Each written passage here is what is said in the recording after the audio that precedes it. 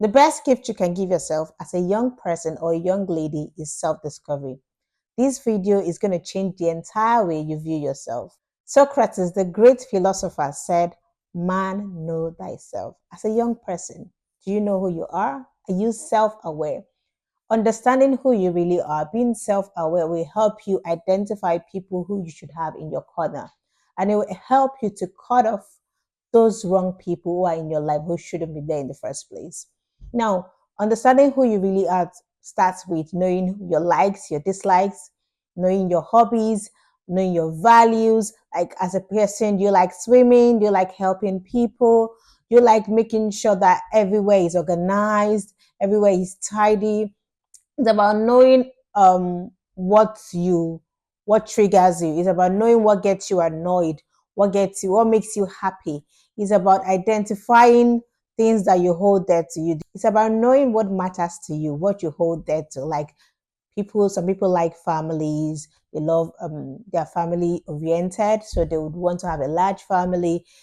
Some people like to have a small family. Some do not care about others. They just want to be alone. Also, it's about being able to speak up for your abilities, like being confident in yourself and in what you can do. It's about knowing your purpose, what drives you. It's about knowing what matters to you. Like, are you concerned about the education of the people around you, women empowerment, girls education? Are you ministry oriented? You're committed to salvation. It's about different kind of things. So if you are really self-aware, you know what triggers you, you know your hobbies. So if your hobby is swimming, for example, you'd likely want to hang around people who love to swim, who are interested in sport, who love like have a flair for swimming. So it will help you like identify the people that should be in your corner and the kind of relationships you have. Being self-aware, also being able to understand yourself, your uniqueness, your authenticity, like being confident in your own skin and not wanting to be like somebody else. It's also about loving yourself, about valuing yourself, about respecting yourself, and about enjoying yourself for who you really are. So, self-awareness is not about what you can do, it's about your inner strength, about who you are from within, because who you are from within can produce results. So it's about becoming rather than doing. Today, I'll be debunking myths that society has told ladies about their self-worth. Here is something you need to know. Your self-worth should not be determined by others. Your self-worth should not be based on your achievements. It should be based on your personality. Personally, I feel like your self-worth could be tied to your personality, like the way you speak, the way you carry yourself, the way you dress, the skills and the strengths that you have, your values in form of resilience, how you are able to rise from failure, your passion to ensure that you succeed, your wit, your courageous ability, and it could take the form of so many things. So your self-worth should not be based on what others perceive about you. It should be about what you perceive about yourself, how you value yourself. And your self-worth is definitely linked to your self-awareness. So if you are aware of yourself, then you'll be able to estimate your self-worth, and you will not be you will not judge yourself based on how people perceive you. So the question I'm going to ask you today is, are you self-aware? If you are self-aware, then you would not believe the lies that the society has told you about yourself. So myth number one that society has told us is that your self-worth is tied to your age. Ladies, your self-worth is not tied to your age. A 50-year-old woman is not less valuable than a 25-year-old girl. The fact that a 50-year-old woman is unmarried does not mean that she's worthless than a 25-year-old. Now, if you want to get married, society will tell you that, oh, if you're not married at this particular age, your biological clock is ticking. And if you don't get married at that age, then you'll be worthless. You won't find a suitable partner for you. You won't find a reasonable partner for you. And which is a lie from the pit of hell. No. If you know yourself, you know your values, you know the things that you hold dear to, you know what you believe in, you would not believe in what society has told you. You are valuable. Myth number two that society has told us about our self-worth is that your self-worth is tied to your physical attractiveness.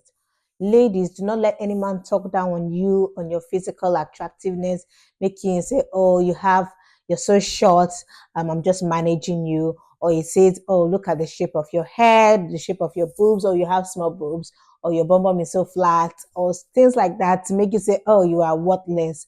And then you start to brood on that thought and you think, oh, no man would ever find me attractive. And then you lose sight of your self-worth. No, your self-worth is not tied to your physical attractiveness. That is why, as women, we need to embrace our uniqueness. We need to love ourselves. So, if you know that your self worth is not tied to your physical attractiveness, it's not tied to how you look, it's not tied to the shape of your eyes, the shape of your nose, the shape of your legs, or your of any other part of your body, then you would not believe that because somebody tells you that you look this way, that is what you look like. No, you wouldn't believe that. Myth number three that society has told us, ladies, about our self-worth is that your self-worth is tied to your marital status. No, it is not. In the beginning, God made man. He made male and made female.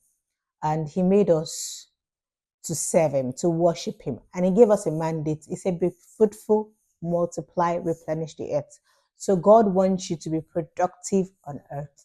That is the whole essence of your existence on earth. So as long as you're productive, as long as you're fulfilling purpose, as long as you're making a difference in humanity, you are self-worthy. So do not think that, oh, because you need to get married to increase your self-worth. No. Like I said earlier, personally, I feel like to identify your self-worth, you can look at how you speak. Do you carry yourself with grace? Do you speak gracefully? What are the words that come out of your mouth? Are they edifying? Are they life-giving? Do you care about people around you? When challenges come your way, what do you do? Do you chicken out or do you fight to the very end? So your values, your skills, your strength should define your self-worth. I know your marital status. So if you are married, to God be the glory. If you are unmarried, to God be the glory. It doesn't mean that you are less of a person because you are married or not. So your self-worth is not tied to your marital status. Yes, it is good to get married. It is interesting when you're married, to have a partner that you can do life with. But that you're unmarried does not mean that you are less valuable. I need you to understand that God has made you special. He has made you unique, and you need to embrace your uniqueness. Focus your activities, focus your actions, focus your mind on the things that matter, which is being productive, which is making a difference on planet Earth. Finally, your self-worth is not tied to your relationship status. That you're married does not mean you have a higher self-worth than an unmarried person.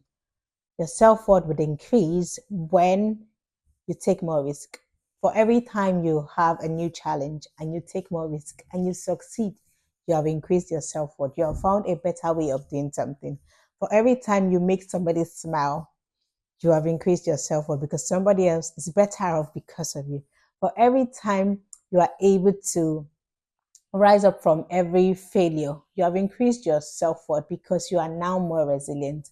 So as long as you are happy on earth, as long as you do things that make you happy, you know yourself, you embrace your uniqueness, you are authentic, you hang around people who value you, then your self-worth is in place and you have nothing to worry about. So don't let people, talk you down, make you devalue yourself, make you not believe in yourself, because your self-worth is not based on people's perception of you. It is based on how you view yourself. So know yourself, know your self-worth, and value yourself.